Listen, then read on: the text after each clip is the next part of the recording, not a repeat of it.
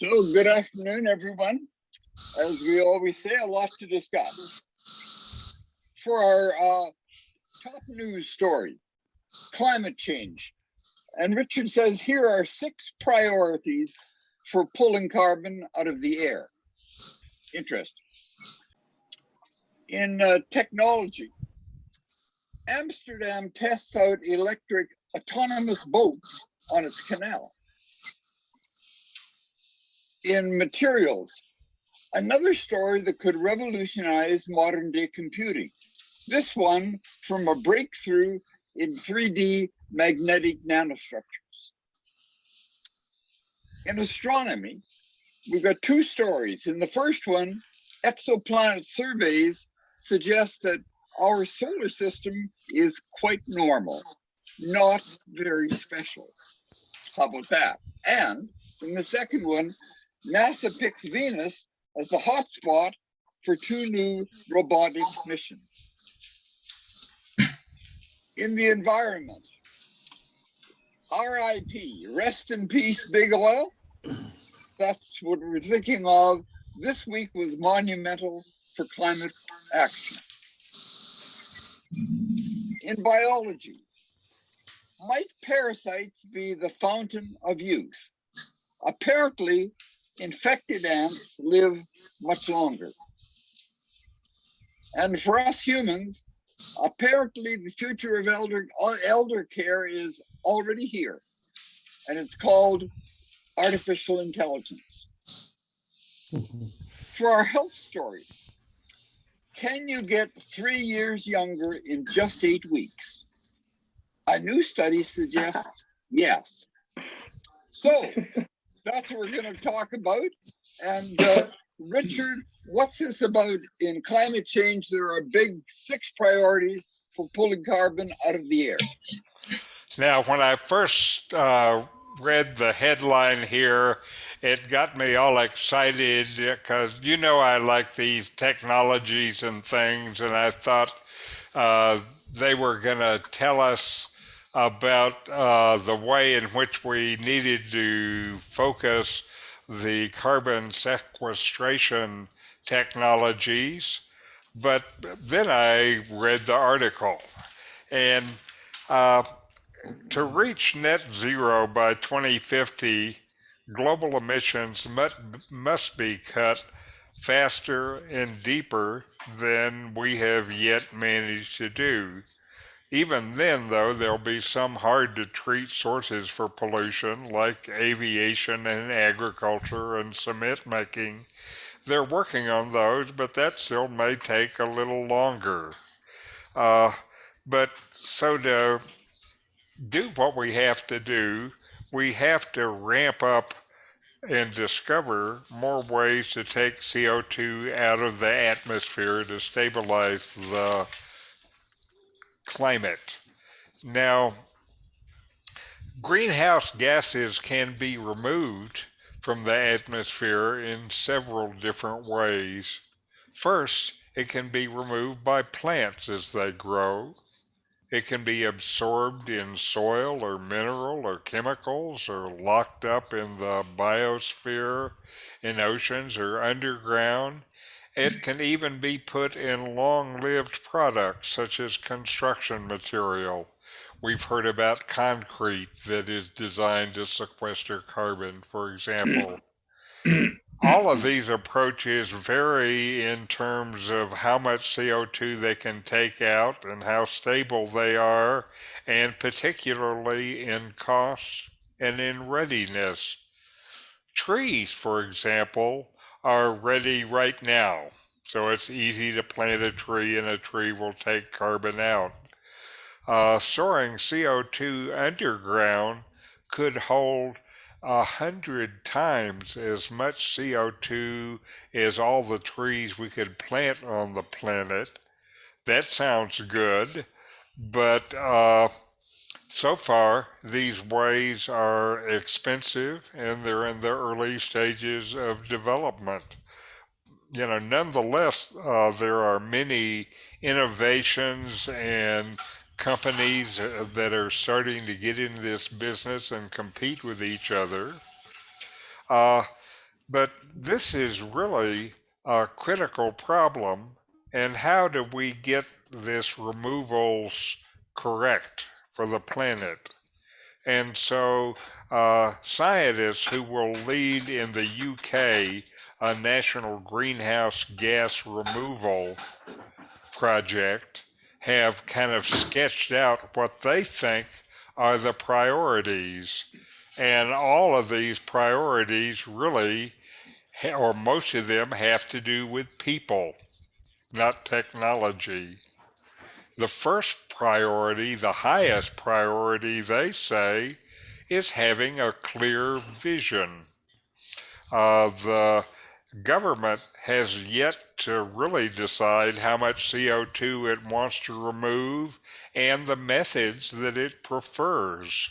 And so, if you have a clear vision about what you're doing, then people understanding that vision can understand how they need to invest. And they can also figure out which emission sources should be stopped entirely, like coal. The next priority turns out to be, they say, public support. Carbon removal at the scales that have to be done have enormous implication for communities and for the environments. And to succeed here, uh, we have to offer changes that have other benefits as well for the local people. People care not only about the removal techniques, but also how they're funded and supported and how they're going to have an impact on their life. The third priority is finally technology, my favorite, and this is innovation. And still, this is critical because approaches to remove CO2 permanently are still actually in an early stage in development. And in terms of cost per ton of CO2 removed in this early technology, they are still more expensive than decarbonization measures like energy efficient lighting and insulation and solar and wind power and electric cars. So right now it's more expensive than the things we know how to do, and government support for R&D and policies to encourage this deployment are also critical to stimulate the innovation that is needed and bring down the costs. The fourth area that they say is needed is incentives. You have to have a clear answer of how can a business earn a profit from removing CO2 from the air. And if we can have good incentives, we can have businesses making the kind of investments so that they can play the role that they need to do. The fifth priority is the one that has the least sex appeal, but is probably absolutely vital, and this is monitoring, reporting, and verifying. Unless we can monitor what we're doing, measure and report and verify that we know the measurements are correct, then it's hard to know how we're doing. And this is such a critical problem that you have to have measurements to have a effective system and to know if you're going in the right way. The sixth area, they say, is decision making. There's a lot of information about CO2 removal, and this most of that, though, resides in academic literature and focuses on global scale scenarios. But if we're going to actually do this, then we're going to have people around the world, ranging from local farmers to international financiers, and all of them are going to need tools to make better decisions. Uh, Unfortunately, it is so late in the day that we can't afford to get this wrong. Just get a few cookies. They are optimistic, though, that there is plenty of scope to get it right. But there, as I listen to the list of human factors that are involved, it makes me feel like the problem is even more daunting than I thought to begin with. Yeah. Any thoughts? Well, I would think that one of the things that should be necessary is that what Rich is just talking about should be disseminated all over the place in as simple a language as possible to get everyone's understanding, and that would make action a little easier. I would think. You're probably right. If it's a human problem, starting Yeah. with communication and education Yeah. sounds right. Yeah. Do you know what I think the best thing an individual could do? What's that? Become a vegetarian.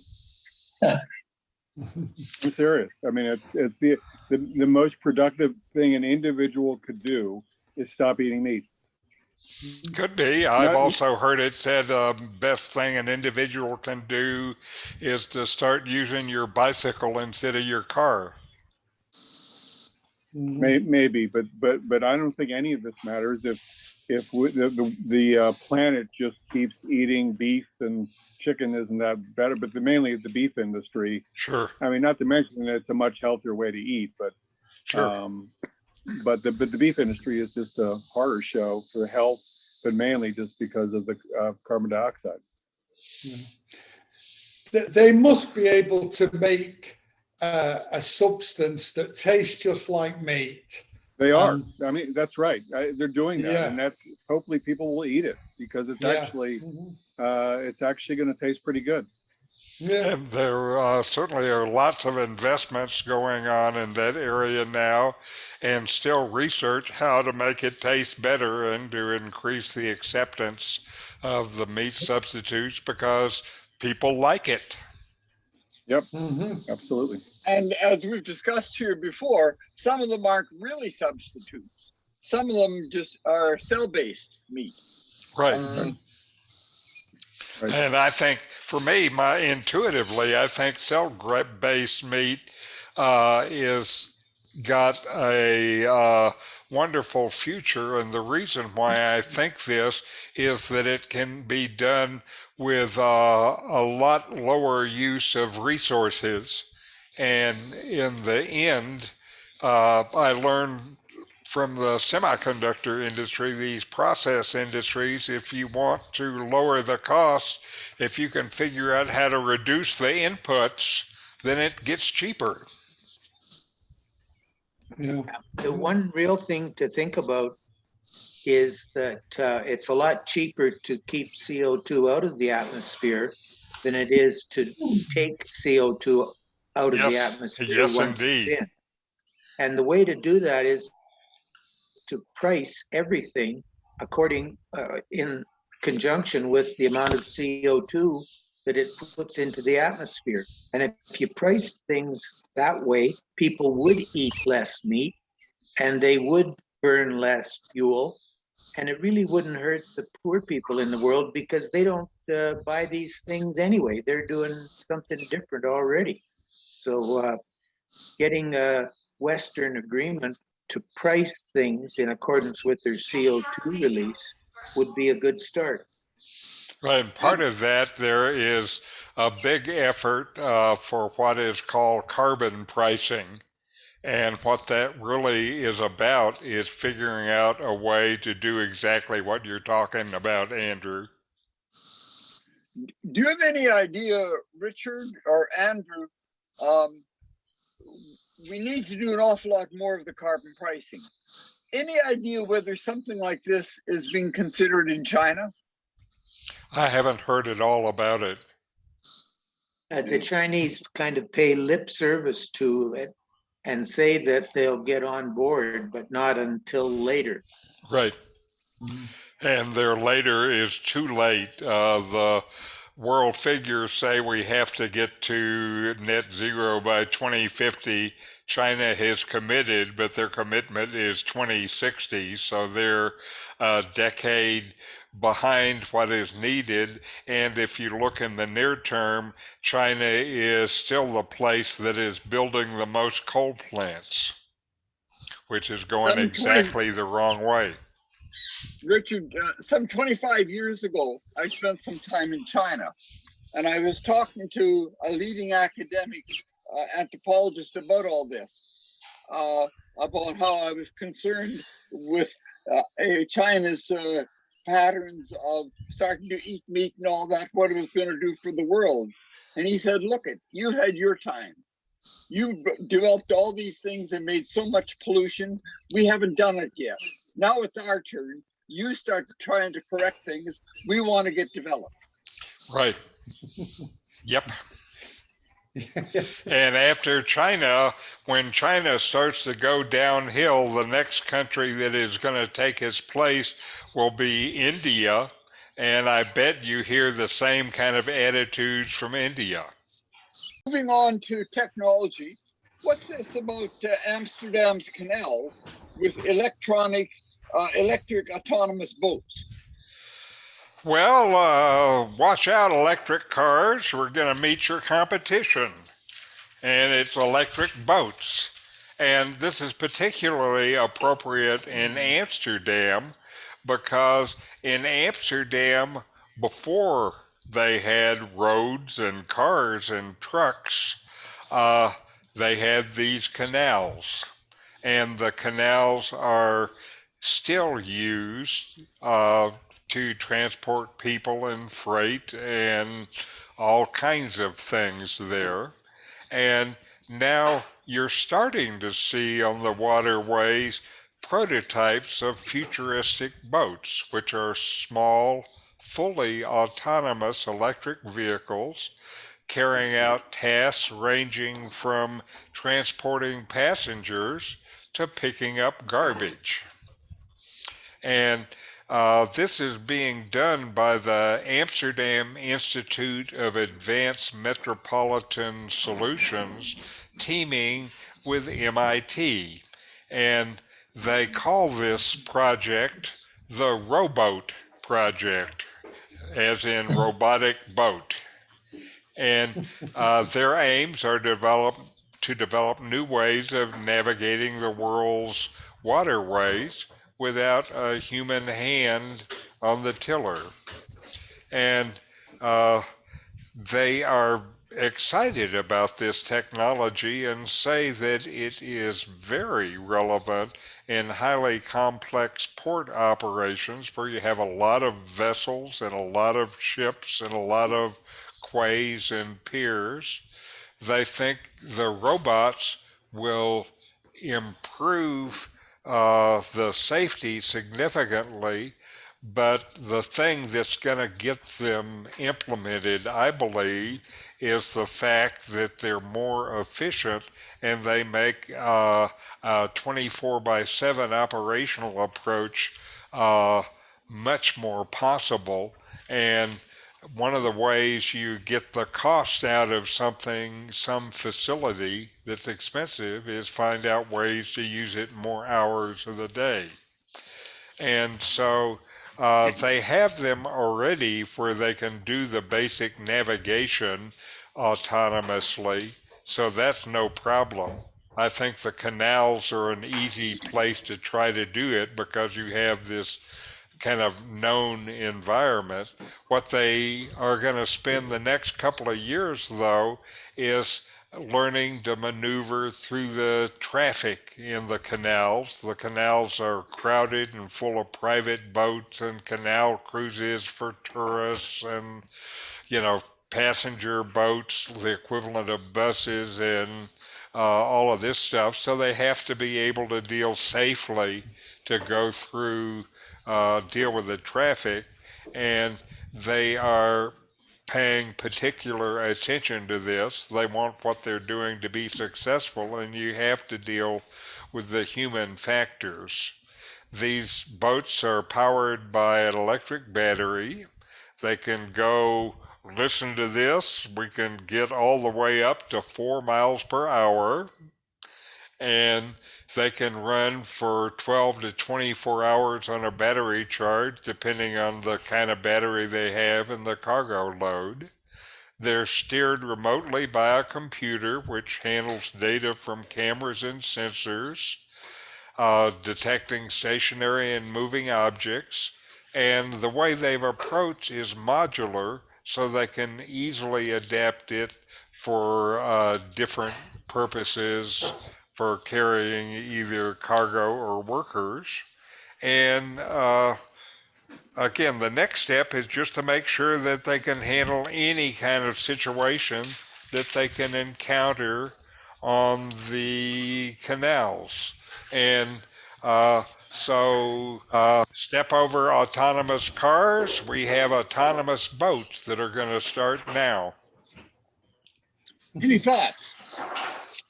Well, I am quite familiar with these canals, having been on it for a long time.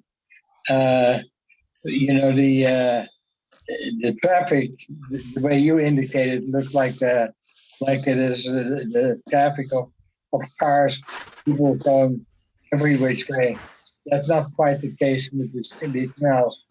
They have tour boats, you know, with glass stops, so you can go by and see the old, buildings.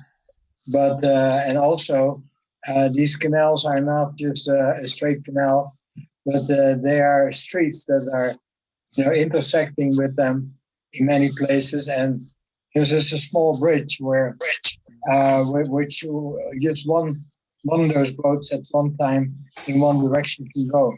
So another one, if one would go and come from the other side, they would have to wait their turn. So I'm sure they have some kind of a rule that generates that. Also, there are a lot of boats, of course, on the water, because what makes the canals even tight is that there are a lot of living boats. People live on those things. And those are barges, with they're built up much like a motorhome, in fact, except they're usually bigger. So anyway, in Amsterdam, they have one place. It's called the A, which is the main harbor, and that is a different story. They're big tourist ships and cruise ships and military or rather naval vessels and all kinds of traffic, and it's quite wide. So you're saying Amsterdam is not an easy environment to do this in. So that makes sense why they're now trying to figure out, take the next 2 years and make sure they can deal with all this traffic. Well, definitely. It's a very challenging surrounding. Uh-huh. And that makes it a good environment for their prototype, because if they can solve the problem there, they can solve the problems anywhere. Yeah. It seems like a good idea and a lot easier to do than electric cars, because nobody expects to go more than about. Your sound fell away. We lost your voice again, Clive. So let's go to the next. Okay. In our material story about modern day computing being revolutionized, what's this about a breakthrough in 3D magnetic nanostructures? Well, we know that you guys love all this, these material stories from all the comments that we get when we give them. And so this is today's material story. And this, now they have taken a step towards the creation of powerful devices that harness magnetic charge by creating the first ever 3D replica of a material known as spin ice. And I have no idea what spin ice is. But spin ice materials are very unusual because they possess defects which behave as the single pole of a magnetic. And these single pole magnetics, known as magnetic monopoles, do not exist in nature. In nature, when you slice a magnetic material in two, the pieces that you get both have two poles. And so you can't find something in nature with just one pole. But they are able to make them now using these spin ice materials. And it turns out you have to make these as 3D instead of 2D, so you can't make it with the one layer of molecules on a single plane, and it has to be 3D because it's the three-dimensional geometry of the spin ice lattice that is the key to being able to create the magnetic monopoles. And so now they have actually successfully done this for the first time. And like a lot of these stories, they did it with 3D printing to actually do the fabrication. And if they are successful with these tiny monopole magnets, then it looks like they will have an enormous impact on things like computer magnetic storage. And they also think that there will be the effective technology for computing networks that mimic the neural structure of the human brain. This is the first time that anybody has been able to create these magnetic monopoles. And if they are able to implement these in things like hard disk drives, they will massively improve the technology. And the reason why, besides the fact that they're so small, is right now the magnetic drives have structures that are two-dimensional, and it requires this two-dimensional structure for them to work. And with these 3D monopoles, they're 3D instead of 2D, so you're able to use the vertical material and increase the magnetic density and performance of the material. So they say this will make an enormous improvement in things like disk drives. To me, it's just amazing that they're actually able to make these magnetic monopoles. Who'd have thought? Any thoughts? One Well, thing Richard? is, there are lots of hits on it on Google, and one thing that it says is it's a material that has magnetic moments as elementary degrees of freedom, which are subject to frustrated interactions. So Frustrated interactions. Okay. It sounds like they need marriage counselors. Yeah. The language, the language. I'm sorry, go ahead. Well, I was wondering how they see how they can control this material. Don't know. If it's just doing its own thing, then Well, to be able to use it for magnetic storage On a disk, you have to be able to turn it on and off, so you have to be able to control it somehow. They Yeah. didn't get into that in the article. Do you know, Andrew? You're supposed to know everything. Sorry, I have no idea about this. No, me neither. So you're asking us questions that are too difficult, John.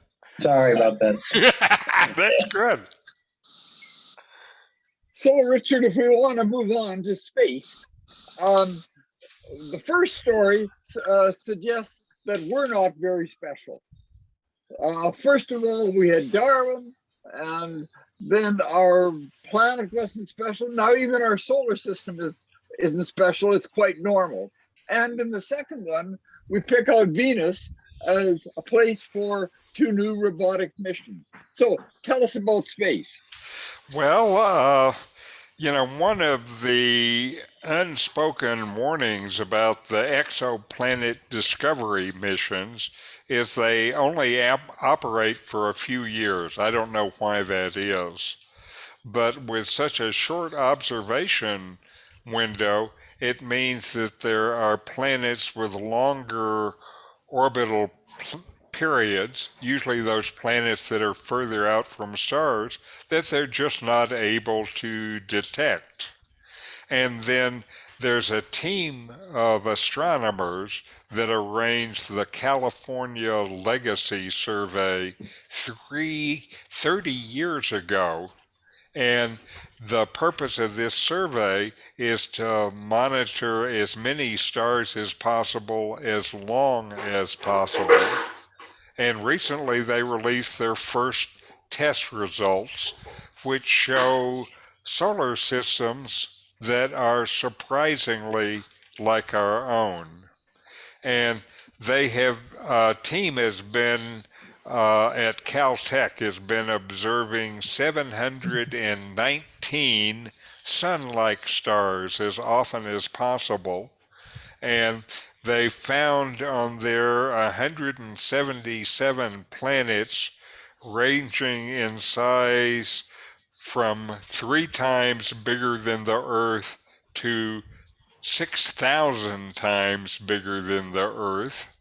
And right now, with the equipment they have, they can't see smaller planets because they're limited by the quality of their equipment.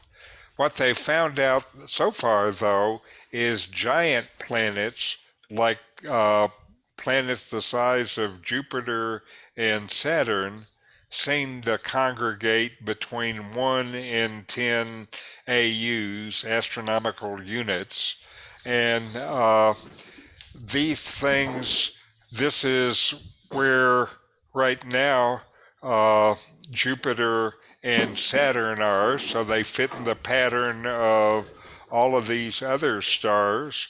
And they also show the limits of what they're able to do now because of the time frame. Saturn is at 9 AU, and it orbits the sun about every 29 years. So now they've been doing this survey for about 30 years, and so now they're starting to identify planets in the kind of position of Saturn. And again, they're showing that the Earth looks pretty much like all of these other sun-like stars in terms of the big planets. In 2022, the Keck Planet Finder is going to be installed, and this will allow the Keck Observatory to detect planets down to the size of Earth, and then we'll start to see the survey with Earth-sized planets. But right now, what they see says our solar system is just another run-of-the-mill ordinary solar system. And so we're not so special after all. Any thoughts? Yeah, who said Are we they were? looking for life?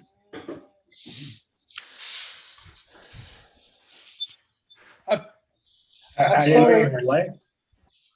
How is that Keck going to compare to the James Webb that's going up, as I let you all know, on Halloween this year?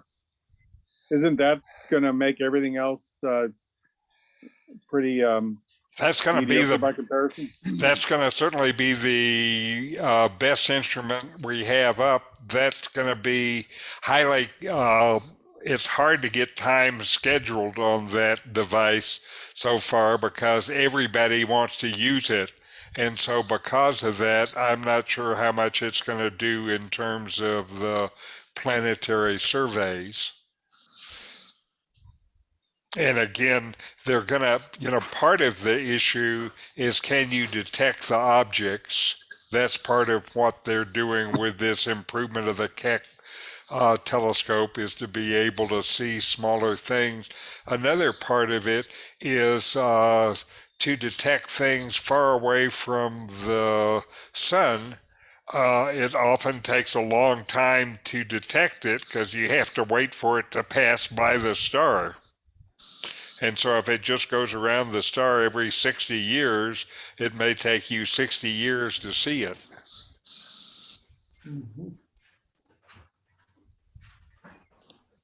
Yeah, it's because they detect these planets by the variation in the position of the star that they're going around. And like Richard says, they can only, it has to be a big planet to create any movement that's detected. But a big planet has a longer orbit, so it takes a lot longer before you see the change in movement or change in position that would tell you that there's a planet there. Now they have found some big planets that are much closer to the sun, but those are relatively rare, it turns out. That's part of what they see in this survey is most of the big planets are further away from the star. Anyway, we're learning more, and what we're learning says we're not so special after all. To me, that also has implications for the development of life on a planet, because if we're just a run-of-the-mill star, then what special things have we had that have created life here and not created it elsewhere? It's hard to imagine. But really, we are special because they often say that if you reran evolution, even on Earth, the results would be completely different because we're such a long series of accidental evolutionary steps and different evolutionary successes. Right. And all these other planets might have suitable environments for life, but they're not going to have. There's been an infinitesimal chance that they would have run the same evolutionary path. But they still would have had our evolution has been driven largely by disasters that's caused widespread uh, species death, and that kind of stuff is not going to be unique to the Earth, especially since some of those disasters have been the planet being hit by some big piece of rock. That doesn't depend on. But although what happens elsewhere probably wouldn't produce us, what it might produce is something very, very interesting. Might be even more special than we think we are. On our planet, we've got things that we don't really understand how much they can do, like octopuses, and all kinds of things. Maybe somewhere else they've got things that are far superior to what we can do, but in an entirely different way. But maybe here, if you're just speculating about life, maybe because our life is so dependent upon DNA and these organic chemicals that make up life, maybe that's the stuff that will make up life in a lot of other places because that's just kind of how this stuff works together.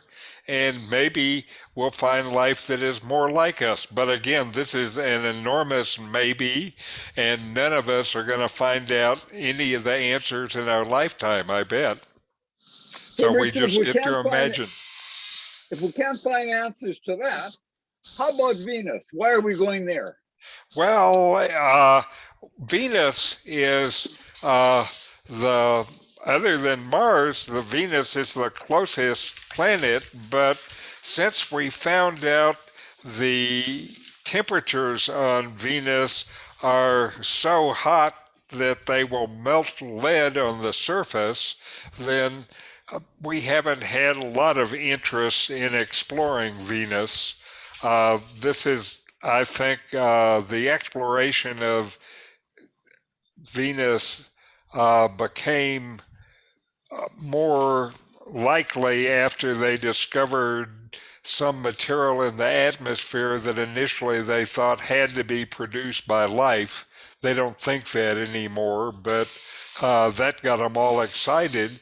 Anyway, recently NASA has announced that they have two new robotic missions to Venus, and they're trying to understand more about Venus and how Venus became an inferno like world, again, capable of melting lead on its surface. And so one of the missions will be named Da Vinci Plus, and its objective is to analyze the Venusian atmosphere, which again is mainly CO2. And what it's going to do is plunge through the atmosphere and measure the gases until it collides with the planet and destructs. This will be the first U.S. mission into the Venusian atmosphere since 1978. Like I say, we haven't been studying Venus much. The second mission, called Veritas, will seek geologic history by mapping the surface of Venus, which we haven't done yet either. It is astounding, they say, how little we know about Venus, but these missions will give us fresh views of the atmosphere and the structure of the planet. And the scientists are excited and say that it will be like we have rediscovered the planet.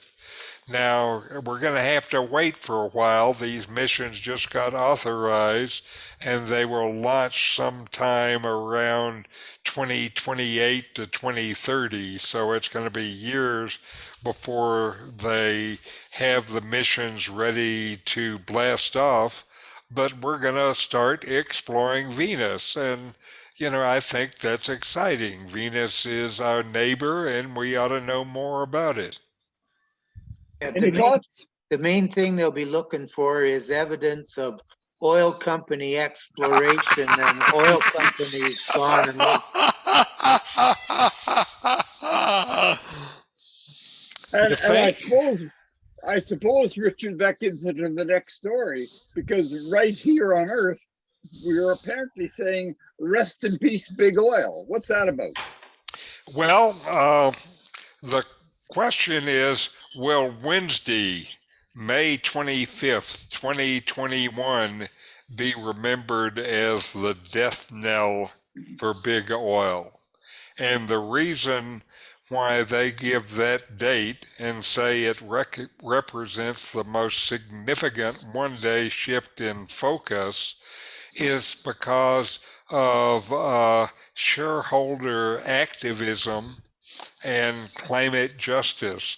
That was the day in which a giant hedge fund working with Exxon's second biggest shareholder then claimed 2 seats on the Exxon board of directors with a direct aim towards realigning the company to reduce its carbon footprint and make its portfolio much more green in terms of the assets. At the same time that week, there was a ruling against Chevron saying Chevron must address scope 3 emissions, and these are emissions resulting not from Chevron's operation or owned by the technology, but emissions emitted by Chevron's customers. So this is tough stuff. And in addition, a Dutch court ordered Royal Dutch Shell to slash carbon emissions of its operations and products by 45% by 2030. That's an enormous reduction that happens very fast. And the judge in the Shell case argued that the company violated a duty of care obligation, which says now that the company must be accountable for meeting climate goals and upholding human rights. Shell, of course, will appeal, but the ruling represents really a turning point for courts, that they're now open to rulings not just on past wrong, but limiting future action. And part of the issue here is these are major Western oil and gas companies, and they already have been starting to make transitions away from being integrated oil and gas companies to becoming integrated energy companies, and all of them are broadening their portfolio to include things like offshore wind power and renewable energy. Uh, this, however, is just these Western oil companies. The forecasts are that oil use is going to continue to increase until at least 2025.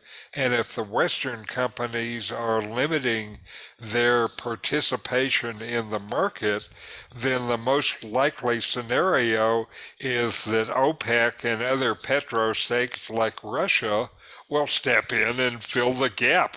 Why wouldn't they?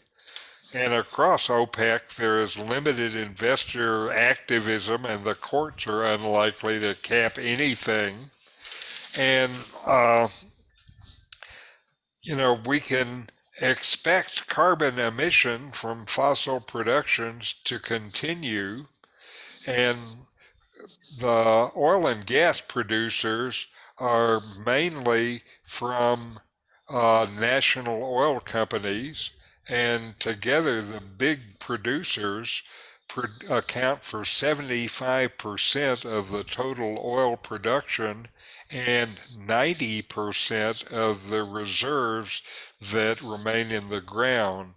And of the countries that are heavily involved in this, most of them, their revenue for their country budgets is derived from oil, and so they are dependent upon the oil revenue, and most of them continue to produce everything they can while demand remains, and not strand their precious oil resources in the ground.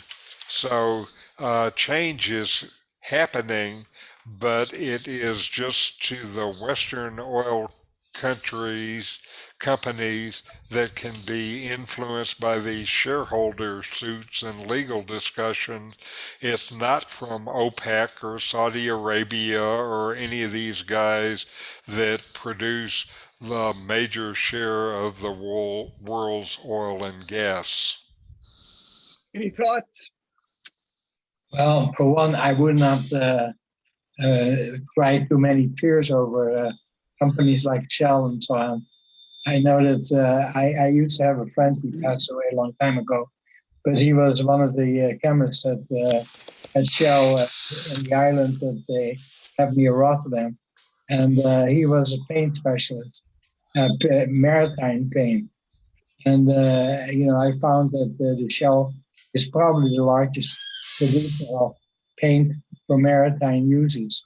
I know they paint the hulls of ships because seawater, is very corrosive, and so I remember that we talked about that in a great deal because he was dealing with a ship that lost his paint. I mean, in the Indian Ocean, and I think a ship lasts only a couple of days without the protection of paint. So anyway, but they make an awful lot of chemical stuff, and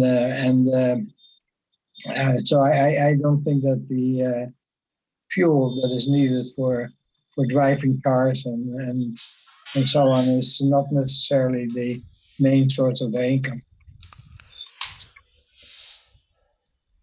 Well, I did read recently that there are proposals afoot to nationalize Shell, saying that these capitalist oil companies are not doing an adequate job of taking care of the planet. I suspect that will never happen, but it just points to the issues. Yeah. Anyway, I expect Andrew to pipe up to this, but I don't have any Well- particular comments one way or the other. okay. So Richard, we could move on to biology. Yes. And what's this about parasites being so important in our fountain of youth story? Apparently, parasites, ants infected with them, live a lot longer. Is that true? Well, it's at least true with one particular species of ants, Thorax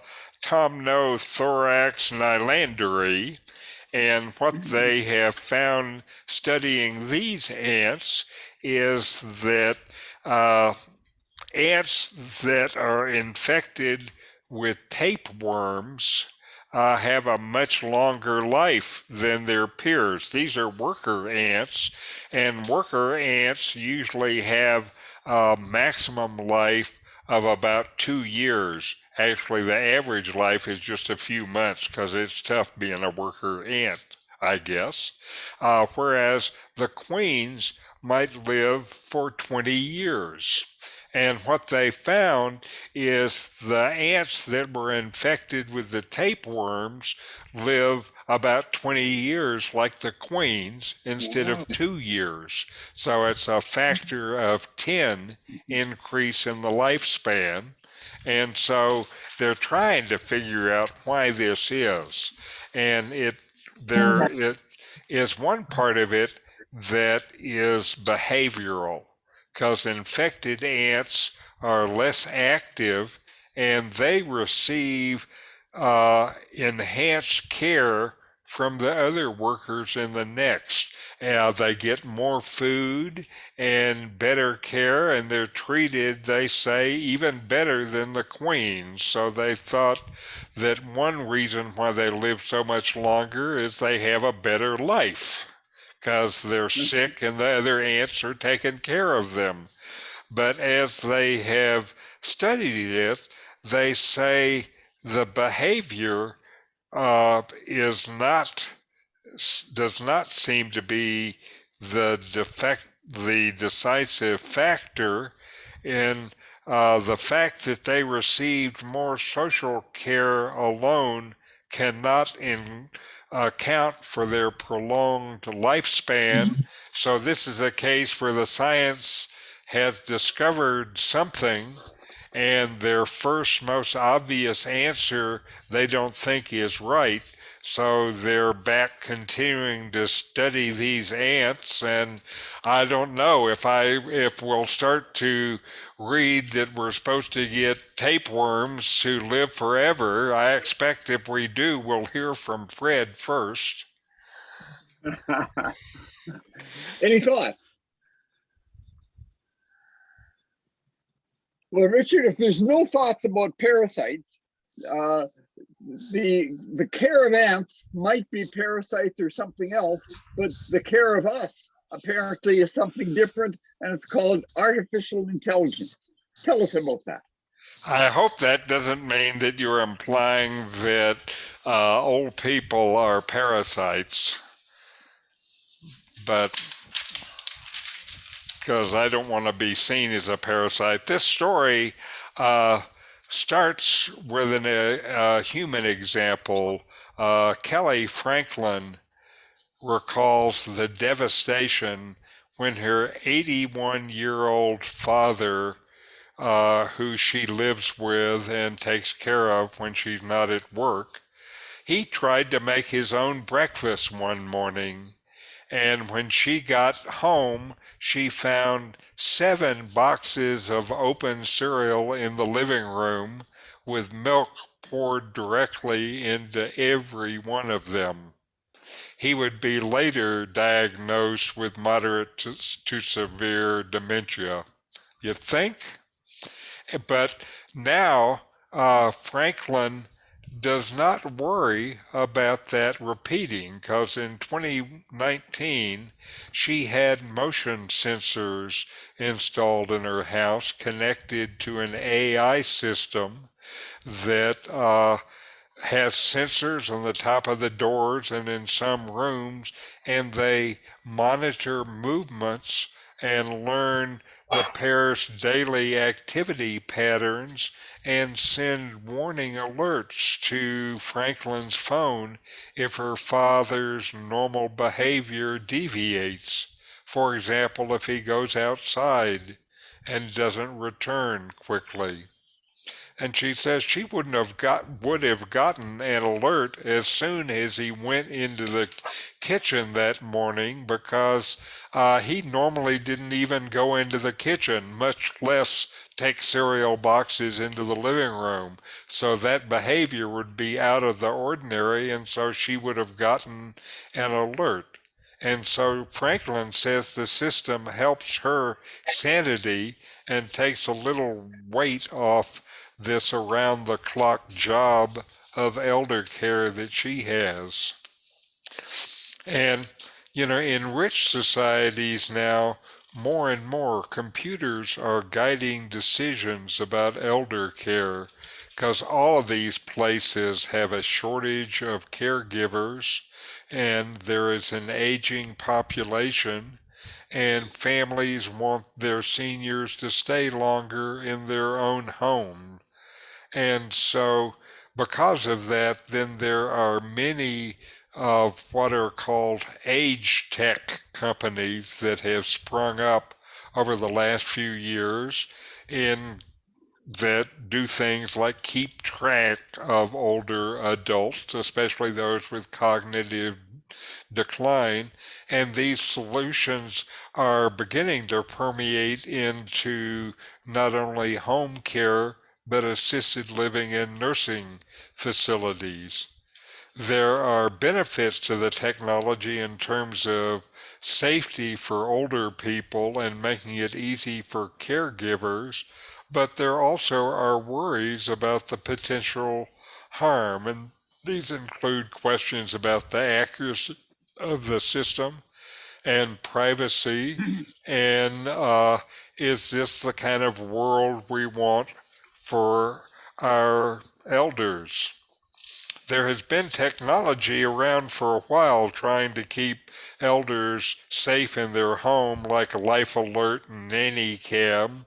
But with the advent of cheap sensors and AI, now there are many companies that are trying to deal with this, and a common approach is to figure out patterns in the activity of daily living so you can detect if things are off. One of the things that they look at is falls. Another is wandering behavior, or things like a change in the number or duration of bathroom visits. These are all things that can mean something is going on, and they would generate an alert. Now, in recently, an AI-based fall detection company from a Bay Area startup, which is called Safely You, was installed to monitor uh, a number of apartments in a senior care facility, and these had a single camera positioned in each bedroom, continuously monitoring it, and what they were looking for falls. And uh, they have been able to capture the falls and get support there quickly. It turns out the technology, they're still kind of over alerting. And so, for example, when somebody bends down and looks for something on the floor, the system will send an alert saying maybe they fall. The technology is very effective in these things like dementia care units, though. An executive director of one of them that uses an AI based fall detection system says we probably reduced our hospital trips by 80%. And that is a real significant benefit. It means they're taking care of the people faster after a fall, and the quick uh, attention to the detail means that there's much less damage from the fall. And if they reduce their hospital trips by 80%, that's an enormous cost reduction. So the technology, I bet, pays for itself real quickly. There are problems, though. One of the problems, of course, is AI models are trained on data from previous subjects, which don't represent all people. This also includes cultural biases. There's one company that makes a wearable which detects eating motions, and they're trying to roll it out in Japan, but it doesn't yet know how to detect eating motion using chopsticks. They say they're working on it, but it shows the kind of problems. There also are privacy intrusion, and I think for me, the biggest fear I would have is that it could reduce human interactions and hand on care, which is sorely lacking in a lot of places.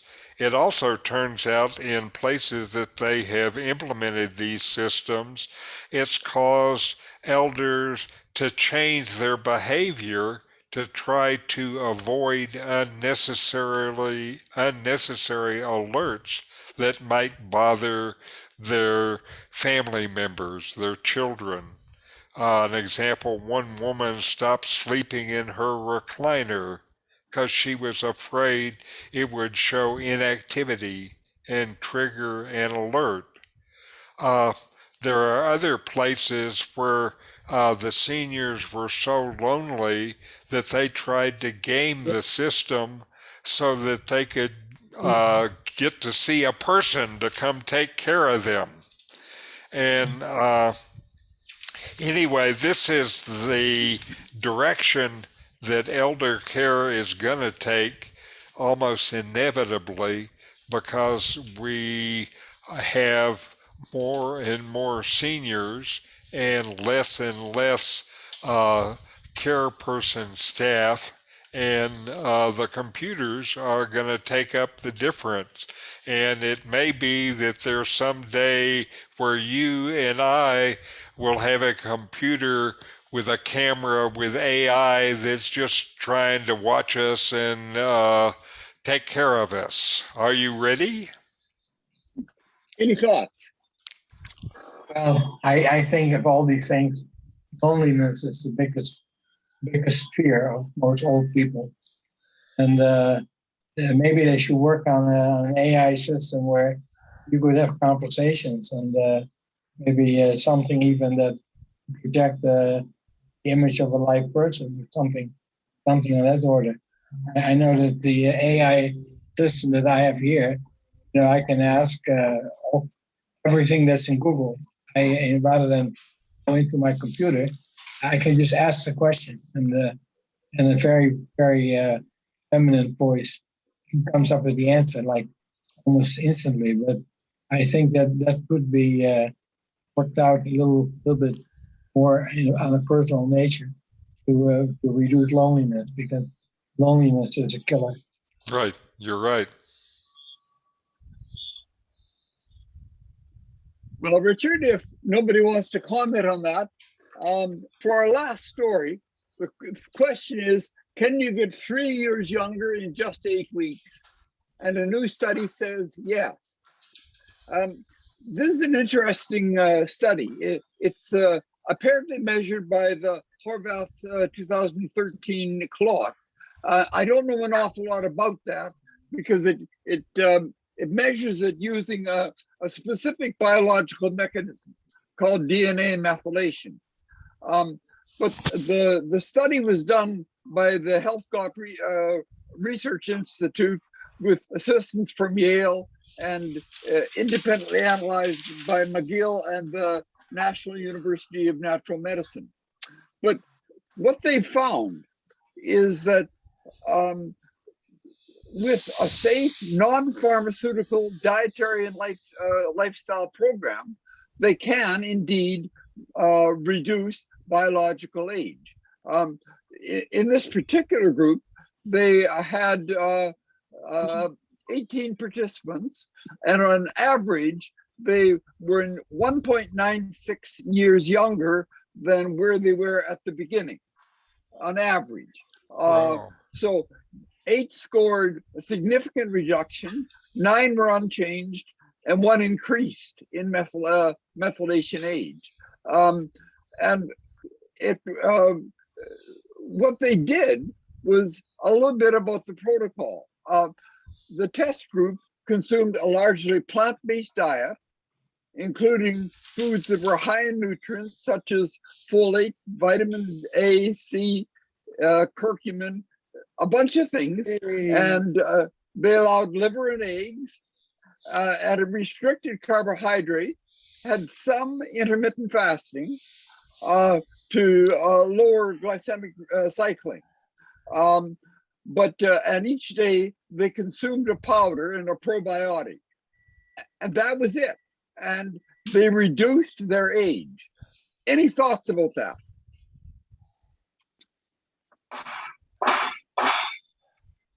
Well, I want to be younger. Three Where can years I get won't do it. the powder? You take it for 8 weeks, and then you wait a week, and then you take it again for 8 weeks, and so on, and keep doing it until all of a sudden you find you're a toddler again.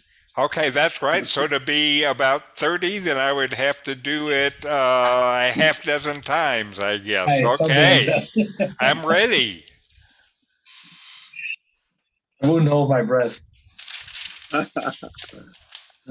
Well, Richard, I think it's probably time to say goodbye, but thanks again for all of this, and we'll see everybody next week. Bye for now. Bye-bye. Very good. Thanks, Fred. All right. See you Thanks, next Fred. week. Bye-bye. Okay. Adios. Adios.